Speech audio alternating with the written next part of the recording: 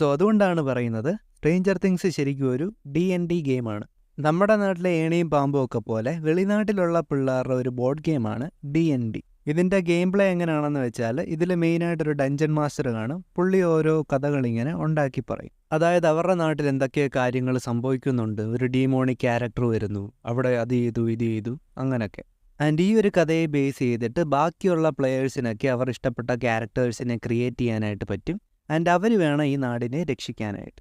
അതേപോലെ ഇതിലെ ഓരോ ക്യാരക്ടേഴ്സിനും അവരുടേതായിട്ടുള്ള പോയിന്റ്സും മറ്റു കാര്യങ്ങളും ഒക്കെ ഉണ്ട്. ആൻഡ് ഡൈസ് വെച്ചിട്ടാണ് കളി മുന്നോട്ട് പോവുക. സോ സ്ട്രേഞ്ചർ തിങ്സ് കണ്ടവർക്കറിയാം D&D ഇതിനകത്തൊരു വലിയ പാർട്ട് വഹിക്കുന്നുണ്ട്. ഈ ഒരു ഗെയിം പ്ലേ പോലെ തന്നെയാണ് ഇവരുടെ നാട്ടിലെ സ്റ്റോറി നടക്കുന്നത്. ഒരു സിറ്റുവേഷൻ വരുന്നു, അതിനെ ബേസ് ചെയ്തൊരു വില്ലൻ ആൻഡ് അതിനെ തടയാൻ വേണ്ടിയിട്ട് കുറേ ക്യാരക്ടേഴ്സ്. ഡഞ്ചൻസ് ആൻഡ് ഡ്രാഗൺസ് അല്ലെങ്കിൽ D&D ശരിക്കും ഒരു ഗ്രൂപ്പ് ഗെയിമാണ്.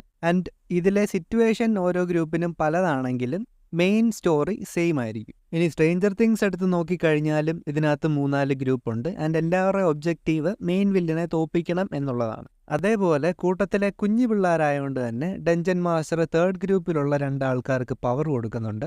അതുമാത്രമല്ല ഇതിലെ നമ്മളുടെ ക്യാരക്ടേഴ്സിന് മാത്രം, അതായത് പ്ലെയേഴ്സിൻ്റെ ക്യാരക്ടേഴ്സിനെ മാത്രം ചേഞ്ച് ചെയ്യാനുള്ള കപ്പാസിറ്റി അവർക്കുള്ളൂ. അതുകൊണ്ട് തന്നെ ഇതിലെ വില്ലൻ ക്യാരക്ടേഴ്സ് എല്ലാം D&Dയിലുള്ള ഓൾറെഡി എക്സിസ്റ്റിംഗ് ആയിട്ടുള്ള വില്ലൻസ് തന്നെയാണ്. ആൻഡ് ഇതിലെ ഒരു ഗെയിം എന്ന് പറയുന്ന ഒരു സീസണാണ്. അതുകൊണ്ടാണ് അടുത്ത സീസൺ ആകുമ്പോഴത്തേക്ക്, അടുത്ത ക്യാമ്പയിൻ ആകുമ്പോഴത്തേക്ക് പുതിയ പുതിയ പ്ലെയേഴ്സ്, പുതിയ പുതിയ ക്യാരക്ടേഴ്സ് ഷോയിലേക്ക് വരുന്നത്. പ്ലസ് ഓൾറെഡി എക്സിസ്റ്റിംഗ് ആയിട്ടുള്ള ക്യാരക്ടേഴ്സ് ടീം മാറുന്നതായിട്ട് നമ്മൾ കാണുന്നുണ്ട്.